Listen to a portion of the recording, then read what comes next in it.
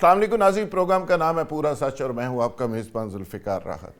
ناظرین، آج کے پروگرام میں ہم بات کریں گے کہ ایک طرف فیلڈ مارشل عاصم منیر پوری دنیا کے اندر ایک نئی طرز کی ملٹری ڈپلومیسی متعارف کروا چکے ہیں، جس کے نتیجے میں پاکستان موسٹ ریلیونٹ ہو چکا ہے پوری دنیا کے اندر، لیکن ساتھ ہی ساتھ غزہ پیس بورڈ کا پاکستان ممبر بھی بن گیا دیگر 8 اسلامی ممالک کے ساتھ، لیکن ساتھ ہی ساتھ امریکہ کا ایران کے اوپر غصہ ختم ہونے کا نام نہیں لے رہا۔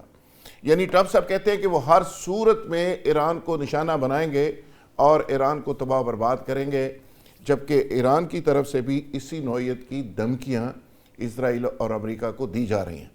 آگے چل کے کیا ہوگا کہ پاکستان ایران کے ساتھ کھڑا ہوگا نہیں ہوگا، چائنا پاکستان جو ریلیشن ہے وہ کہاں پہ اس وقت کھڑا ہے، اور پاکستان امریکہ کے ساتھ جو رومانس میں ہے وہ کہاں تک آگے جا سکتا ہے، اور رشیا پاکستان کے بھی ایک ریلیشنز ہیں وہ کیسے آگے چل کے پاکستان کے لیے سود مند ثابت ہو سکتے ہیں، کیونکہ بہت سارے ممالک نے یہ غزہ پیس بورڈ انویٹیشن کے باوجود اس کو جوائن نہیں کیا۔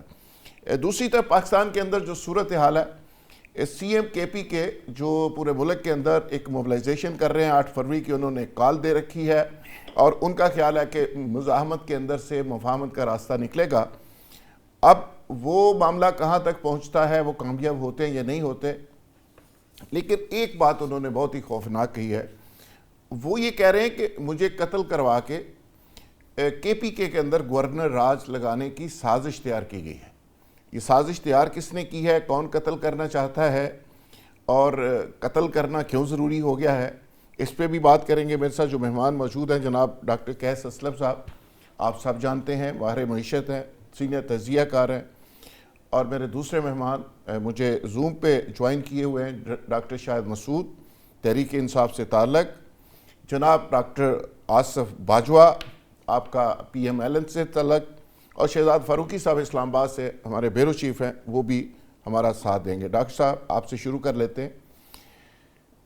آرمی چیف فیلڈ مارشل جناب عاصم منیر، کہا جا رہا ہے کہ انہوں نے بڑی اگریسو آرمی ڈپلومیسی کر کے ایک نئی مثال قائم کی ہے اور پوری دنیا کے اندر پاکستان کو موسٹ ریلیونٹ کر دیا ہے۔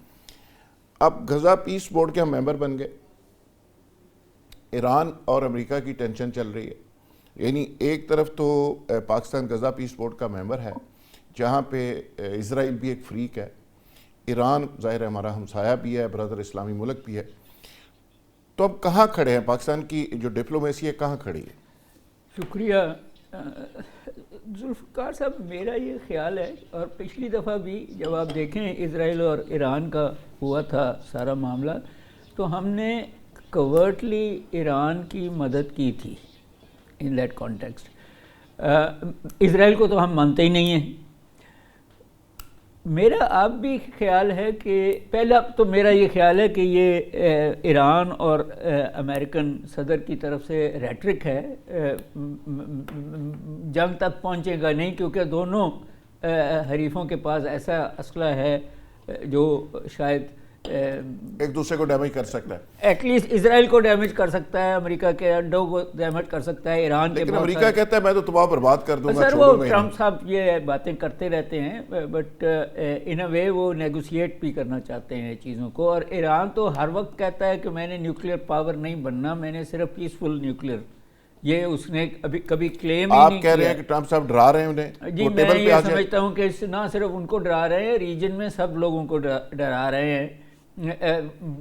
نیچرلی وہ جو پیس بورڈ ہے اس میں ہم بھی حصہ ہیں، بٹ میں یہ سمجھتا تھا کہ ہم حصہ بننا چاہیے، کیونکہ ہم نے کہیں نہ کہیں تو ڈپلومیٹکلی کاؤنٹر کرنا ہے اسرائیلی اگریشن۔ نہیں، اگر چائنا حصہ نہیں تھا تو پاکستان کو بھی چائنا کے ساتھ کھڑا ہونا چاہیے۔ دیکھیں بات یہ کہ ایک بڑی مزیدار جو اس میں پیش رفت ہوئی ہے وہ یہ ہے کہ جب روس کے صدر پوٹن کو اس کا حصہ بننے کی کیا تو انہوں نے کہا ہم $1 بلین دے دیں گے، حصہ نہیں بنیں گے۔ اچھا، حالانکہ کیونکہ شرط یہ ہے کہ اگر پرماننٹ ممبر بننا ہے تو $1 بلین بھی دینا پڑے گا اس کے اندر ریکنسٹرکشن کے لیے۔ تو روس نے تو یہ کہا کہ ہم ممبر نہیں بنیں گے، مگر $1 بلین، جس کا مطلب ہے تو پاکستان $1 بلین ہم نہیں دے سکتے. ہم کون دے گا پاکستان کا؟ ہم دیں گے ہی نہیں جی. ہم تو وہ صرف غزہ تک رہیں گے، ڈپلومیسی تک رہیں گے. اچھا، پرماننٹ ممبرشپ میں ہم شاید میرا نہیں نہیں جائیں گے. خیال کہ جا سکتے. دوسرا ہے، ہم نے سعودی عرب کے ساتھ ایک ایگریمنٹ کیا ہے. ہمارا سارا فوکس جو ہے وہ اینٹی انڈیا اور ریجنل پیس ہے. ان دیٹ کانٹیکسٹ ہمارا بالکل اس سے آگے نہیں ہے. اور ہم فلسطین اسٹیٹ چاہتے ہیں، ہم کشمیر کا مسئلہ حل چاہتے ہیں. انڈیا یہی ڈر رہا ہے کہ اس بورڈ کا ممبر اگر ہم بن گئے تو شاید اگلا ہم کشمیر کا مسئلہ وہاں سے حل کرنا چاہیں. انڈیا کو انویٹیشن کوئی نہیں ہے. تو ان دیٹ کانٹیکسٹ ہم ہمیشہ سے، ہمارا برادر ملک ہے ایران، ہم نے اس کو سپورٹ کیا ہے ان دیٹ کانٹیکسٹ. مگر ہم نے کبھی جرت بھی نہیں کی کہ امریکہ کے خلاف بھی ایران کے معاملے میں چلے جائیں. وہ پائپ لائن ہماری وہ ابھی تک بیچ میں پڑی ہوئی ہے. سو آئی تھنک کہ ہم کورٹلی تو چائنا اور ایران کا لنک بنے رہیں گے، مگر اس میں اگر یہ ہاٹ وار ہوتی ہے کھل کے کھڑے نہیں ہوں گے. نہیں ہوں گے، کبھی بھی نہیں ہوں گے. برسر شاہد مسعود صاحب، آپ کو کیسے لگ رہا ہے کہ کہا تو جا رہا ہے کہ پاکستان کی جو ملٹری ڈپلومیسی ہے، خاص کر عاصم منیر صاحب نے پاکستان کو موسٹ ریلیونٹ پوری دنیا میں کر دیا، اور پاکستان کی سرحدوں سے باہر نکل کے پاکستان اب دنیا کے معاملات میں رول ادا کر رہا ہے. آپ اس کو کیسے دیکھتے ہیں؟ اور پیس بورڈ کا پاکستان ممبر بنا، ایران کا امریکہ سے جو ٹینشن ہے، یہ دونوں تناظر میں پاکستان کہاں کھڑا ہے؟ بسم اللہ الرحمن الرحیم. Thank you so much Zulfiqar صاحب for inviting me to show. گزارش یہ ہے اس کو دیکھنا پڑے گا. میں دو طرح سے اس کو دیکھتا ہوں. ایک تو جو امریکن، جو اب یہ ایک یونائٹڈ اسٹیٹس کی ایک آرگنائزیشن جس کو یہ خود کنٹرول کر رہا ہے، اس کو اگر دیکھیں، جس کے اندر یہ غزہ پیس بورڈ جو بنا، تو آپ کو شاید یاد ہوگا کہ یورپین کنٹریز جو ہیں، یہ جو غزہ کے اندر، جو فلسطین کے اندر اتنی تباہ کاریاں، اتنا جانی نقصان اور اتنی یہ وار والا معاملہ رہا، تو اس کے اندر بہت سارے لوگ یورپ کے اندر نکلے جنہوں نے نہ صرف پروٹیسٹ کیا، احتجاج ریکارڈ کروائے، بلکہ وہ لاکھوں کی تعداد کے اندر نکلے. شاید پاکستان کے اندر اس وقت جماعت اسلامی تھی یا پاکستان تحریک انصاف تھی جو اس معاملے کے اندر باہر نکلی. باقی کوئی ایسا ہمیں کو بڑے پروٹیسٹ دیکھنے کو نہیں ملے. اب پورا یورپ جو ہے اس کا بائیکاٹ کر کے بیٹھا ہوا ہے. فرانس نے اس کا بائیکاٹ کر دیا، اٹلی نے اس کا بائیکاٹ کر دیا، کیونکہ اس کی بنیادی ایک وجہ ہے. آپ اس کو پیرلل ایک آرگنائزیشن بنا رہے ہیں جو یونائٹڈ نیشن کی طرح کی ہے، لیکن یونائٹڈ نیشن کے ریپرزنٹیٹیوز بھی اس کے اندر نہیں ہیں. اور سب سے جو امپورٹنٹ بات ہے، جو اس مقصد کے لیے اس کو بنایا جا رہا ہے، جو کیا وہ مقصد حل ہوا؟ جو دو آبجیکٹیوز تھے اس کے، فرسٹ آبجیکٹیو تو یہ تھا سیز فائر ہوگی. کیا سیز فائر ہوئی؟ آج بھی کل کی آپ اخبار اٹھا کر دیکھ لیں، کل کی آپ انٹرنیشنل نیوز اٹھا کر دیکھ لیں، غزہ کے اندر آج بھی قتل و غارت جاری ہے. غزہ کے اندر آج بھی امداد کا فقدان ہے. اسرائیلی نہیں لانے دے رہے. آج بھی جو ہے وہ ٹیریٹری آکوپائیڈ ہے. اور غزہ پیس بورڈ کے اندر آپ نے فلسطین کو تو حصہ ہی نہیں بنایا. پاکستان بھاگ کے چلا گیا. اور اس کے اوپر بھی مجھے ایک اعتراض ہے. دیکھیں، we are the torch bearers. ہم لوگ تو مشل بردار ہونا تھا. ہم نے پوری اسلامی دنیا نے ہمارے پیچھے لگنا تھا. ہم یہ کہہ رہے ہیں کہ باقی اسلامی دنیا جو ہے وہ غزہ پیس بورڈ کے اندر چلے گی تو ہم کیوں نہ جائیں، ہم بھی چلا جائیں. او بھائی، اس کے اوپر آپ کی ایک OIC کی ایک باڈی موجود ہے. آپ کو یاد ہوگا جب اسلامو فوبیا کے معاملے کے اوپر 2019 کے اندر ایک سعودی عربیہ کے اندر OIC کی سمٹ ہوئی، کانفرنس ہوئی. اس کے بعد 2022 کے اندر پاکستان نے ہوسٹ کیا. 2023 کے اندر دوبارہ پاکستان نے ہوسٹ کیا. عمران خان صاحب وہاں پہ موجود تھے.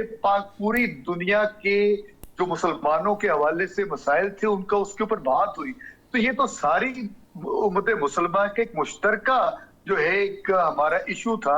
اس کے اوپر نہ تو کوئی OIC، نہ پاکستان کی پارلیمان کے اندر ڈیبیٹ، نہ کسی اور اسلامی ملک کے ساتھ ہمارا رابطہ. اور ہم گئے اور ہم نے بھاگ کے جا کے دیکھیں 57 انویٹیشنز تھے، لیکن سگنیچر صرف 20 ملکوں نے کیے ہیں. باقی 37 لوگ تو ابھی تک بیٹھے ہیں. لیکن ڈاکٹر صاحب، اس میں مسلم ممالک سعودی عرب چلا گیا، مصر چلا گیا، اردن چلا گیا، انڈونیشیا اور قطر وغیرہ. تو ظاہر ہے پاکستان سعودی عرب چلا گیا تو پاکستان نے سمجھا کہ ہمیں بھی جانا چاہیے. بات آپ کی درست ہے کہ ہماری ریجنل ایشوز اور ہیں, ہمیں اس کو سامنے رکھ کے دیکھنا چاہیے. اگر چائنا نہیں گیا تو چائنا کے ساتھ کھڑا ہونے میں بھی کوئی حرج نہیں تھا. شہزاد انور فاروقی صاحب, آپ کیسے دیکھتے ہیں کہ ٹرمپ صاحب پوری دنیا کو جس طرح چلانا چاہ رہے ہیں ڈنڈے کے زور کے اوپر, اور انہوں نے تو پرائیویٹ لمیٹڈ کمپنی بنا دیا پوری دنیا کو کہ پوری دنیا کو کنٹرول کیسے کرنا ہے, اور آگے وراثتی طور پہ بچوں کو قیادت سونپ رہے ہیں. کہتے جی میں خود اس کا سربراہ بن گیا ہوں اور بیٹا میرا اس کو آپریٹ کرے گا, داماد صاحب پتہ نہیں کیا کریں گے. یہ کیا تماشا لگا ہوا ہے؟ بسم اللہ الرحمن الرحیم. بہت شکریہ ذوالفقار راحت صاحب. اچھا, وہ ایک محاورہ ہے کہ چھاج بولے سو بولے چھلنی بھی بولے جس میں 100 چھید. ذوالفقار راحت صاحب پاکستان میں بیٹھ کے یہ بتا رہے ہیں کہ ٹرمپ صاحب نے کوئی چیز پرائیویٹ لمیٹڈ کمپنی ٹائپ کی بنا دی ہے. ارے بھائی, پوری دنیا, ہمارا خطہ تو بڑے عرصے سے اسی ماڈل پہ چل رہا ہے. آپ بنگلہ دیش دیکھ لیں, آپ انڈیا دیکھ لیں, پاکستان دیکھ لیں, سری لنکا دیکھ لیں, تو یہ ساری پرائیویٹ لمیٹڈ کمپنیاں ہیں جو اپنے اپنے خطے کو چلا رہی ہیں, اپنے اپنے علاقوں کو انہوں نے بانٹا ہوا ہے. تو ٹرمپ صاحب نے سوچا کہ یار اگر یہ کامیاب فارمولہ ساؤتھ ایشیا میں کامیاب ہے تو میں بھی کوشش کر کے دیکھ لوں, اگر اس کو with in family, all in the family اگر ہو سکتا ہے تو میں کیوں پیچھے رہوں. تو یہ جو ٹرمپ صاحب, دیکھیے ابھی ہم جو بات کر رہے تھے, ڈاکٹر صاحب نے بات کی کہ وہ رشیا نے کہا کہ ہم اتنے پیسے دیں گے, تو ہم تو پیسے لینے کے لیے شاید گئے ہیں. ہم پتہ ہے لوگوں کو آج تک الف لیلا کے دور میں رکھے ہوئے ہیں. قالین اڑتا ہے, پھر وہ چراغ رگڑتے ہیں تو جینا آتا ہے, تو پھر وہ کام کرتا ہے. اور یار لوگوں کو سیدھی طرح بتاؤ بھائی, ہمارے دانے ختم ہو رہے ہیں, دنیا میں سروائیو کرنے کے لیے پیسے چاہیے, اس کے لیے ہمیں یہ سٹیپ لینا پڑے گا. لوگ آپ کی بات مان لیں گے. آپ ہمیں بتائیں گے کہ وہ ہم چونکہ وہاں پہ امن قائم کرنے جا رہے ہیں اور آپ اپنی پارلیمان کو بھی اعتماد میں لینا وہ ضروری نہیں سمجھتے, تو مسائل بڑھ جاتے ہیں. وہ تو کہتے ہیں, وہ تو کہہ رہے ہیں بھیا کہ کیبنٹ نے اپروو کیا, حضور قبلہ کیبنٹ سے اپروول کے بعد گئے ہیں. کیبنٹ نے اس کو کر دیا اپروو, لیکن وہ کیبنٹ کو بعد میں پتہ چلا کہ اس نے اپروو کر دیا. تو کوئی اس میں مسئلے والی مجھے کوئی بات نظر نہیں آتی کہ آپ کو کوئی پرابلم ہے. اگر کیبنٹ نے اپروو کر دیا اور اس کو بعد میں پتہ چلا کہ اس نے اپروو کر دیا تو مسئلہ کیا ہے؟ مجھے اور آپ کو کیوں مسئلہ ہے؟ وقت تھا کہ یہاں پہ مولوی حضرات فوری طور پہ سڑکوں پہ آ جاتے تھے, جماعت اسلامی ملین مارچ شروع کر دیتی تھی, اور مولوی صاحب کو رات کو نیند نہیں آتی تھی. وہ کہتے ہیں اسرائیل کی سازش ہے. اب تو کسی کو اسرائیل کا نہ ظلم نظر آتا ہے, نہ کوئی معاملہ نظر آتا ہے, نہ کوئی ایران کے ساتھ کھڑا ہے, نہ فلسطین کے ساتھ کھڑا ہے. give the devil his due. مطلب آپ یہ ضرور ذہن میں رکھیں کہ جب غزہ کے حوالے سے کوئی آدمی سڑکوں پہ نہیں تھا تو کوئی نہ کوئی ایک سیاسی جماعت نے اپنا کنسرن شو کیا تھا, اور ایک صاحب تھے جنہوں نے اسلام آباد میں کوشش کی تھی, لیکن اس وقت کسی نے ان کی بات سنی نہیں. تو یہ ٹھیک ہے کہ آواز اٹھانے والے کم لوگ ہیں. اصل میں ہم سارے لوگ نا پریگمیٹک ہو گئے ہیں, پریکٹیکل ہو گئے ہیں. ہمیں پتہ ہے کہ یہ ہماری آواز اٹھانے سے, کوئی جھنڈے جھنڈے اٹھا کے پھرنے سے, نعرے لگانے سے دنیا تبدیل نہیں ہوتی. تو ہم اندر خانی تو یہ ساری چیزیں تسلیم کیے بیٹھے ہیں, لیکن منہ سے ذرا اس کو تسلیم کرنے میں ہمیں شرم آتی ہے. آہستہ آہستہ ہم وہ, جس طرح آپ کو یاد ہوگا کسی زمانے میں وی سی آر پہ فلم دیکھا کرتے تھے تو کوئی ایسا ویسا سین آ جاتا تھا تو بڑے وی سی آر کو بند کر کے تو فلم کو آگے کر دیا کرتے تھے. پھر تھوڑا عرصہ گزر گیا تو پھر وہ چلتے چلتے فلم کو نا وہ گھی کر کے ہم فارورڈ کر لیتے تھے. فاروقی صاحب ہے تو سارے ضرور دسنا ہے کہ تسی ایسی فلمیں دیکھتے رہے ہو. تو اب میں آپ سے یہ گزارش کروں کہ وہ گھی والا دور بھی گزر گیا. آپ سارے ایک جگہ پہ بیٹھے ہوتے ہیں اور فلم سب کی سب چل رہی ہوتی ہے, سب دیکھ رہے ہوتے ہیں. تو یہ ڈی سینسٹائز کرنے کی ایک سچویشن ہوتی ہے. آپ کو آہستہ آہستہ چیزوں کی عادت ہو جائے گی, ڈی سینسٹائز کی آہستہ آہستہ عادت ہو جائے گی, آہستہ آہستہ. تو ٹینشن نہ لیں, پاکستان کی نہیں ٹینشن نہیں لیتے, بے فکر ہو جائے آپ. صرف 80 سال مشکل کے ہیں اور اس کے بعد پھر پاکستان کو عادت ہو جائے. تنشاد مسعود صاحب, آپ کو کیا لگتا ہے کہ پاکستان وہاں پہ جو رول پلے کرنے جا رہا ہے, اور دو چیزیں بہت ہی امپورٹنٹ ہیں جو کئی دنوں سے ڈسکس ہو رہی ہیں, حماس کو غیر مسلح کرنا, حزب اللہ کے خلاف کارروائی کرنا, اور خاص کر جس بورڈ کے ڈومین میں یہ چیز ہی نہ ہو, سرے سے نظر ہی نہ آئے کہ وہاں پہ فلسطینیوں کی بھی کوئی ریٹ ہوگی, کوئی فوج ہوگی, کوئی آئیڈینٹی ہوگی, تو ہم وہاں پہ کیا کریں گے, ان کے لیے کیا کر سکتے ہیں؟ اور خاص کر ٹرمپ اس کا سربراہ ہو. پہلے تو ہمیں اس خام خیالی سے نکلنا پڑے گا کہ ہم کوئی رول پلے کر سکتے ہیں. ہمارے لیے کچھ بھی نہیں ہے رول پلے کرنے کے لیے. We are not member of the executive board جس کے اندر वहाँ के डिसीजन मेकर्स ने या जिन्होंने इसके हवाले से चीजें जो फैसले करने, उसके अंदर तो हम है ही नहीं। हम तो कहीं जाकर थर्ड टियर के अंदर हैं, फर्स्ट ईयर के अंदर इसमें मिसिंग है, सेकंड के अंदर है, थर्ड है, और उसके बाद को हमारे पास कोई परमानेंट मेंबरशिप तो है ही नहीं, और ना ही हम लेने जा रहे हैं, क्योंकि $1 बिलियन हम तो IMF से कर्जे मांग रहे होते हैं। $1 बिलियन हमने कहाँ देना है? तो बात सिर्फ और सिर्फ जो है ना जुल्फिकार राहत साहब, मेरी गुजारिश इतनी है कि 1947 के अंदर कायद मोहम्मद अली जिन्ना साहब ने ये फरमा दिया था कि ये जो इसराइल है, it is the illegitimate child of the waste. और उसके बाद हमारी एक कंसिस्टेंट फॉरेन पॉलिसी रही इस हवाले से। और मुझे वो वक्त भी याद है जब अक़वाम मुत्तहिदा के अंदर इसराइल का कोई रिप्रेजेंटेटिव या नेतन्याहू स्पीच के लिए खड़ा होता था तो हम वहां से वॉकआउट कर जाते थे।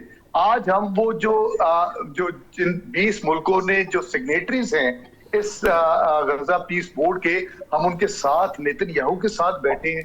हमें इतनी, मैं फिर वही बात अर्ज कर रहा हूँ कि हमें इतनी जल्दी क्या थी? ना हमने अपनी पार्लियामान को जो है वो एतमाद में लिया, ना हमने अवाम पाकिस्तान को एतमाद में लिया, ना हमने मुस्लिम उम्मा को एतमाद में लिया, और हम जाकर बैठ गए और जाकर अब हम इस काम ख्याली में है कि हमसे कोई रोल जो है वो किरदार होगा जो हम अदा करेंगे। बिल्कुल ठीक है, बिल्कुल ठीक है। डॉक्टर साहब आपकी तरफ वापस आते हैं, आपका पॉइंट आ गया। तैमूर तालपुर सूबाई वजीर हैं पीपल्स पार्टी से ताल्लुक सिंध से, उनसे पूछ लेते हैं कि ये जो स्टेप पाकिस्तान ने लिया है, पीस बोर्ड का पाकिस्तान मेंबर बना है, और वहाँ पे क्या ये बहुत ज़रूरी था, और क्या कोई ऑप्शन ऐसी हो सकती थी कि हम रशिया और चाइना के साथ खड़े रहते और हम इसको ज्वाइन ना करते? बिस्मिल्लाहिर्रहमानिर्रहीम। सर सबसे पहले तो मैं समझता हूँ कि हमने किसी भी सूरत जो है चाइना या रूस से कोई दूरी इख्तियार नहीं की। हम उनके साथ खड़े हुए हैं और हमारी दोनों ममालिक के साथ एक बहुत ही अच्छी अंडरस्टैंडिंग है, और चाइना पाकिस्तान तो ब्रदर सिस्टर कंट्रीज हैं, तो मेरे ख्याल से उस पर कोई भी आंच नहीं आएगा, फर्क नहीं पड़ेगा। मैं नहीं देख रहा कोई भी आंच जाते हुए। okay. जहाँ तक बात है इसको ज्वाइन करने की, उसमें अभी मेरे ख्याल से बहुत एक कन्फ्यूजन फैला हुआ है। मेन रीज़न ये था कि हमारे क्योंकि बाकी इस्लामी ममालिक इसमें शामिल हो रहे थे और हमें दावत दी गई थी, और मैं समझता हूँ कि हमारे प्राइम मिनिस्टर और हमारे फील्ड मार्शल साहब वो समझते हैं कि वो यहाँ पे एक बेहतर किरदार अदा कर सकते हैं। उनकी अंडरस्टैंडिंग ये है कि हम यहाँ पर अपने मुसलमान भाइयों की मदद कर सकते हैं। अगर जो उनकी सोच है वो सोच पर मुस्बत चल सकें तो मेरे ख्याल से ये कोई ख़राब स्टेप नहीं होगा। पर अगर हम बड़ी बड़ी सोचें लेके वहाँ पर जाके बैठ गए हैं और कल को हम उस डिज़ास्टर का या उस गलती का एक हिस्सा बने, जो कि एक डर है कि बन सकती है, हमें ये खौफ ज़रूर है। अभी तक हमें ये क्लियर नहीं है कि क्या इसमें हमारे भाई ममालिक का कोई फ़ायदा होगा या फिर से उनके ऊपर और ज़्यादती जबर किया जाएगा। तो I think we will have to wait and watch for this situation to get clear कि जो हमने सोचा वो वाकई होगा या उसका उलट होगा। अच्छा तैमूर साहब, ये भी ज़रा बताइएगा कि ये गुल प्लाज़ा जो गिरा है, थोड़ा टॉपिक ज़रा चेंज करते हैं, इसकी शैला रज़ा साहबा ने फरमाया है कि नून लीग कुछ साजिश कर रही है और MQM साजिश कर रही है, और मुस्तफ़ा कमाल ने तो कहा कि कराची को टेक ओवर कर लेना चाहिए फेडरल गवर्नमेंट को। लाशें अभी भी वहाँ से निकल रही हैं। अब तालपुर साहब, क्या ये गुल प्लाज़ा जो गिरा है, इसी तरह की कहानी और भी बहुत सारे प्लाजे बता रहे हैं? यानी एक तो चलो गिर गया, लेकिन लगभग जो रूल्स एंड रेगुलेशन है वो मोस्टली बिल्डिंग्स के ऊपर अप्लाई नहीं किए गए। बिल्कुल जी। अब जो चंद साल में शायद बिल्डिंग्स बनी हैं उन पे कुछ ना कुछ बेहतरी है, उनके कम से कम फायर एग्जिट्स हैं। ये नहीं पता कि गुल प्लाजा की तरह खुले हुए होंगे या उनको भी सील कर दिया होगा एक्स्ट्रा दुकानें बनाने के लिए। पर ये एक ऐसा पोर्शन था जहाँ पे जितनी नज़रसानी होनी चाहिए थी, खसूसन उन बिल्डिंगों पे जो 20, 25, 30 साल 40 साल पहले बनी हैं, वो हमने नहीं की। ये जो अभी आग लगी है, this was basically eye opener for everyone. और इसके बाद मेरे ख्याल से हम सबका, खसूसन सिंध हुकूमत की जो है पूरी प्रायोरिटी इसी तरफ है कि जितनी बिल्डिंग्स हमने सर्वे कराई हैं उन सारी बिल्डिंग्स, चाहे वो सरकारी हो, चाहे वो प्राइवेट हो, चाहे वो कमर्शियल हो, یہ ذمہ سندھ حکومت نے اپنے سر لیا ہے کہ ہر ایک بلڈنگ میں جو رولز اور ریگولیشنز ہیں وہ اپلائی کرائیں گے، اور مجبوراً جہاں پہ نہیں کیا گیا وہاں پہ ایکشن لیا جائے گا، ان بلڈنگوں کو سیل کیا جائے گا۔ جہاں تک آپ نے بات کی مصطفیٰ کمال صاحب کی، تو ان کی بات تو میرے ذہن سے ذرا سوچ سے دور ہے کہ جہاں بھی جس صوبے میں آگ لگے گی تو اس صوبے کو آپ کرتے جائیں گے وفاق کے حوالے۔ خدا نہ خواستہ اسلام آباد میں کوئی آگ لگی تو اس کو کس کے حوالے کریں گے؟ ذرا اس کا بھی مجھے بتا لیں کہ ان کے پاس اس کا پلان ہے۔ تو یہ بڑی ایک سیاسی گندی سیاسی سوچ ہے میں سمجھتا ہوں، اور وہ بھی ایک ایسے شخص کے منہ سے آتے ہوئے جس نے 200 سے زائد لوگوں کو اکٹھا آگ لگا دی تھی کیمیکل کے ساتھ، جس میں سے 100 لوگ جو بچے ہیں، 200 250 کے علاوہ جو 100 لوگ بچے وہ آج تک بیچارے چل نہیں سکتے، اپنے ان کے نچلے دھڑ جو ہیں وہ کام چھوڑ گئے۔ تو جو لوگوں کو خود آگ لگائیں ان کی ایڈوائس پہ کون سا شخص یا کون سا آدمی ہے جو بھروسہ کرے گا، ان کی بات کو سیریسلی لے گا؟ اچھا طالپور صاحب، یہ نون لیگ پیپلز پارٹی کی گورننس کو کیوں ٹارگٹ کرتی ہے کہ کراچی میں، سندھ میں گورننس کا وہ ماڈل اچھا نہیں ہے، پنجاب میں بہت آئیڈیل ہے؟ آپ سمجھتے ہیں کہ فرق ہے پنجاب اور سندھ میں کافی؟ آپ کو بھی کوئی نظر آتا ہے؟ اور دوسرا، یہ جو بلڈنگز کی تو انسپیکشن آپ نے کر لی، اوورال کو کراچی کا ماسٹر پلان بنا کے سارے کراچی کو ٹھیک کرنے کا سوچا جا رہا ہے، باقی انفراسٹرکچر بھی؟ دیکھیں جی، آپ کی جہاں تک بات ہے نون لیگ کی، تو نون لیگ اور پاکستان پیپلز پارٹی آج اکٹھا ہیں ان دا سینس کہ ہم نے ان کی حکومت کو ووٹ دیا۔ ہم نے پچھلی بار بھی ان کو پرائم منسٹر بنانے میں پاکستان پیپلز پارٹی کا چیئرمین بلاول بھٹو صاحب کا کردار تھا، اور اب بھی ان کو حکومت میں لانے میں پاکستان پیپلز پارٹی کا کردار تھا۔ اب اس کا یہ مطلب نہیں ہے کہ ہم جو ہیں آپس میں مرج ہو گئے ہیں۔ آپ کو یہ بات ذہن میں رکھنا چاہیے کہ پیپلز پارٹی کی سوچ اگر رائٹ پہ ہے تو مسلم لیگ کی سوچ لیفٹ پر ہے۔ ہمارے نظریات نہیں ملتے، نہیں مل سکتے۔ وہ جو ہے کبھی بھی آپ نہیں سمجھ سکتے کہ ہم الائن ہو کے چل سکتے ہیں۔ ہم صرف یہ کوشش کر رہے ہیں کہ کوئی ایسا کام نہ کریں کہ جس میں پاکستان کی معیشت کو اور زیادہ نقصان ہو، پاکستان کی پولیٹیکل سٹیبلٹی کو اور زیادہ نقصان ہو، پاکستان کے اداروں کو نقصان پہنچے۔ تو یہ ایک مجبوری کا ہمارا راستہ ہے جو ہم نے پاکستان کی بہتری کے لیے اپنایا ہوا ہے۔ تو ہم ان سے کوئی اچھی چیز سوچتے بھی نہیں، حالانکہ یہ تو ایک ایسی چیز تھی جس میں ان کو پازیٹیو بولنا چاہیے تھا۔ سندھ جو ہے وہ وفاق کا حصہ ہے، وفاق کو اور آگے بڑھ چڑھ کے ہماری ساتھ کام کرنا چاہیے تھا۔ ان کو تیسرے دن کے بجائے پہلے دن فون کرنا چاہیے تھا چیف منسٹر سندھ کو، اور بات کرنی چاہیے تھی۔ تو یہ سوچ الگ ہے۔ باقی کراچی کے لیے بہت کرٹیسائز کیا جاتا ہے، پر میں آپ کو بتانا چاہوں گا کہ آج بھی جتنے آپ کے انڈر پاسز ہیں اور جتنے فلائی اوورز ہیں وہ سارے پاکستان پیپلز پارٹی ہی کی حکومت نے بنائے ہیں۔ آج آپ کا سندھ کا سسٹم، کراچی کا ہیلتھ سسٹم پورے پاکستان میں سب سے مضبوط اور سب سے پائیدار ہے۔ تو بہت خوبیاں ہیں اور بہت خامیاں بھی ہیں۔ بالکل ہم کوشش کر رہے ہیں ان خوبیوں کو بڑھانے کی اور ان خامیوں کو ختم کرنے کی۔ انشاءاللہ تعالیٰ میں سمجھتا ہوں اللہ تعالیٰ نے بہت وقت دیا ہے اور ہمارا ابھی بھی وقت ہے اور بہتری لانے کا۔ طالپور صاحب، بڑے کھلے دل کے ساتھ آپ نے اس کو قبول کیا، ورنہ تو لوگ کہتے ہیں کہ جی ہمارے اندر خامی ہے ہی کوئی نہیں، لیکن آپ نے کہا کہ خوبیاں ہیں تو خامیاں بھی ہیں، اس کو ٹھیک کرنا بہت ضروری ہے۔